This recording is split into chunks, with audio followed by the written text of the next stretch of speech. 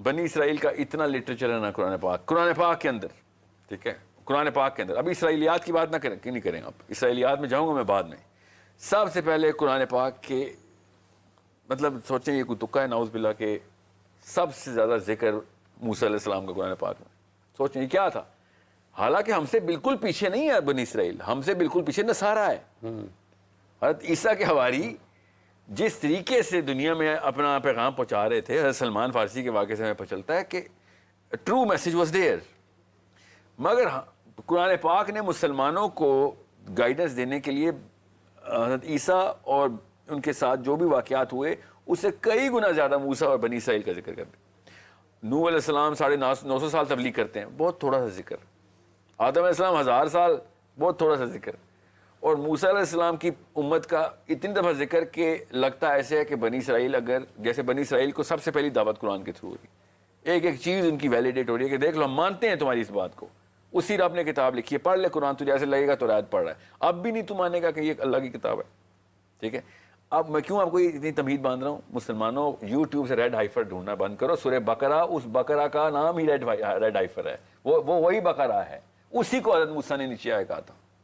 اب انہوں نے جا کے قربانی شروع کیا تو اب دیکھیں وہی والے انہوں نے کنڈیشن بھی وہی رکھی ہوئی ہے جو اللہ تعالیٰ نے کہا تھا نا کہ موسیٰ علیہ السلام اس کا آنکھ کیسی ہو تو بال کیسے ہو، دانت کیسے ہوں، اس کی ٹانگیں کیسی ہوں، اس کے حوف کیسے ہوں، ساری کنڈیشنز. اب وہ انہوں نے خود اپنی جتنی بھی نخرے تھے پورے کرنے تھے وہ کر لیے. میں مسئلہ آپ کو میں ذرا تھوڑا سا کر کے بتا دوں. کل میں نے ایک بڑی تیزی سے جملہ بول دیا تھا جان کے، 200 کلومیٹر کی رفتار ہے، میں نے جان کے بولا تھا کہ مسلمان یہ والے اس چسکوں میں نہ پڑیں کہ وہ جو نیا ٹرینڈ آتا ہے تو ہم نے وہ ریڈ ہائفر کے اوپر گفتگو کر لیں. توریت اور توریت کی 5 کتابیں، ٹھیک ہے. تناخ توریت کا دوسرا نام ہے جس نے توریت کی 5 کتابیں بھی ہیں. توریت میں تا جو ہے وہ توریت کا ہے، نہ جو ہے وہ نویم کا ہے، اور خا جو ہے خطویم کا ہے. ٹھیک ہے، یہ 3 سیکشنز ہیں توریت کے. یہ جو 5 کتابوں میں سے ایک کتاب ہے نا یہ ریڈ ہائفر کے اوپر ہے. مگر اس کے علاوہ توریت کے علاوہ تلمود ان کی پراپر آرڈرز کی ڈاکیومنٹری ہے.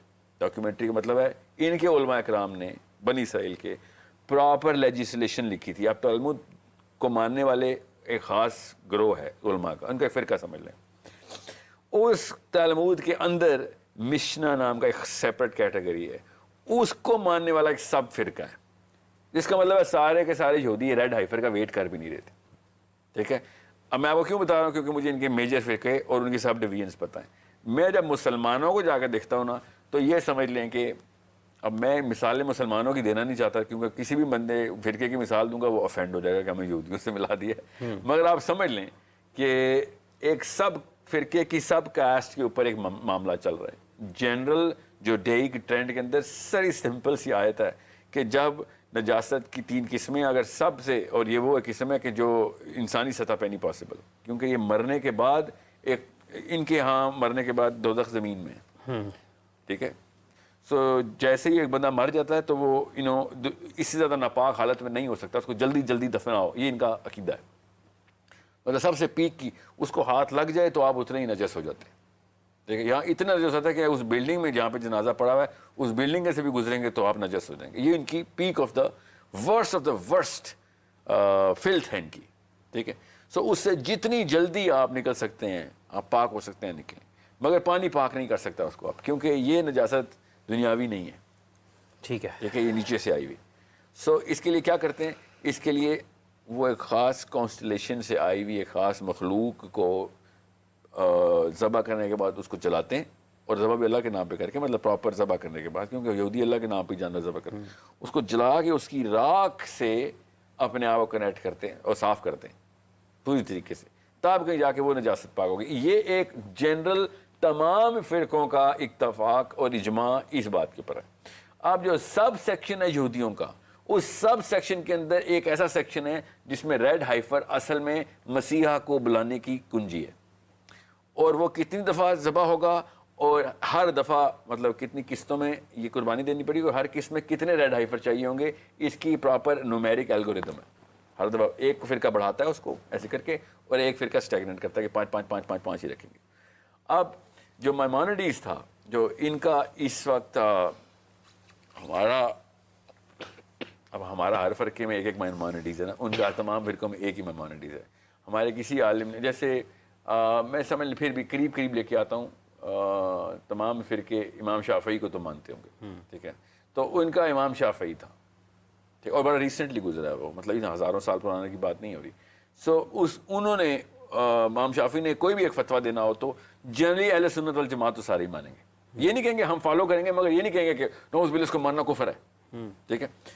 مائنورٹیز کی تو یونینیمس اتھارٹی ہے نا تمام فرقوں میں, اس نے ایک میتھس کر دی ہوئی ہے یہ ریڈ ہائفر کے اوپر کہ کتنے دفعہ قربانی کے بعد کتنے ایلیمنٹ کتنے فیکٹرز بڑھانے ہیں آپ نے اس قربانی کے اندر, اس پورے کے پورے جانوروں کی تعداد کو بڑھانا, ٹوٹل تعداد, وہ یہاں سے وہ ٹوٹل تعداد دیکھ رہے ہوتے ہیں نا, مگر اس کو قسطوں میں کیا ہوا ہے.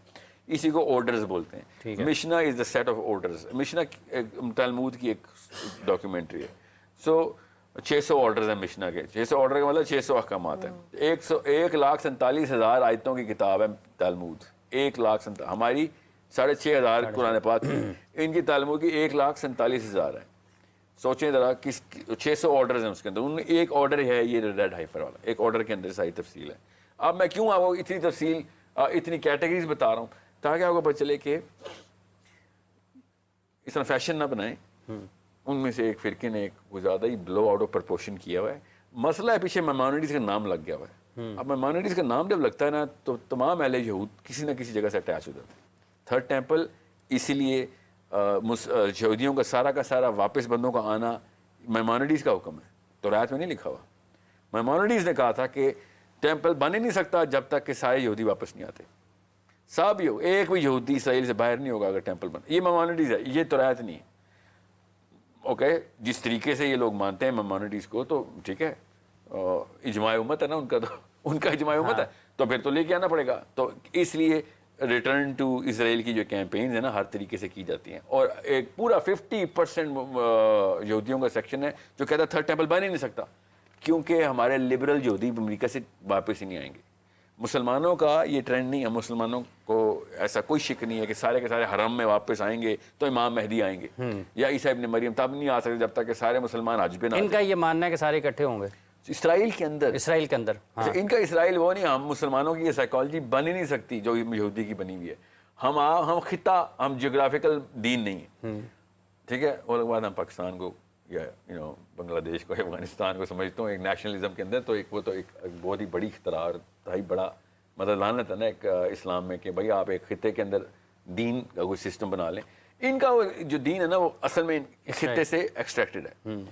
اور آیتوں کی آیتیں آپ جینیسس پڑھیں, لیویٹیکس پڑھیں, نمبرز پڑھیں, ڈیٹرانومی پڑھیں, صرف اور صرف اسرائیل کے نام سے بتایا ہوا ہے کہ ہم نے جہیز میں دیا ہوا اسرائیل تمہیں, ٹھیک ہے. شرک نہ کرنا, جیسے میاں بیوی سے ایڈریس کرتا ہے نا, بالکل اللہ بنی اسرائیل سے ایڈریس کرتے ہوئے کی اینگل سے انہوں نے آیتیں لکھی ہوئی. اب کیا پتہ اللہ ہی نہیں ایسے آیتیں لکھی, ہمیں تو نہیں پتہ کون سی آیتوں کی تعریف ہوئی ہے کون سی نہیں. مگر بات یہ ہے کہ ان کے خطے کی بیس کی جو سائیکالوجی ہے یہ اتنی خطرناک سائیکالوجی ہے کہ عام بندہ کرسچن بھی اور مسلمان بھی اس سائیکالوجی کو نہیں سمجھ سکتا کہ بھئی ایک ٹیریٹوریل مذہب ہے. یہ تو پتہ ہے اس کے قریب ترین سائیکالوجی کس کی ہے, تو کم مارے کس کی ہے؟ ہندو کی. وہ اکھنڈ بھارت کو پارٹ آف ریلیجن سمجھتا ہے, ہندوتوا.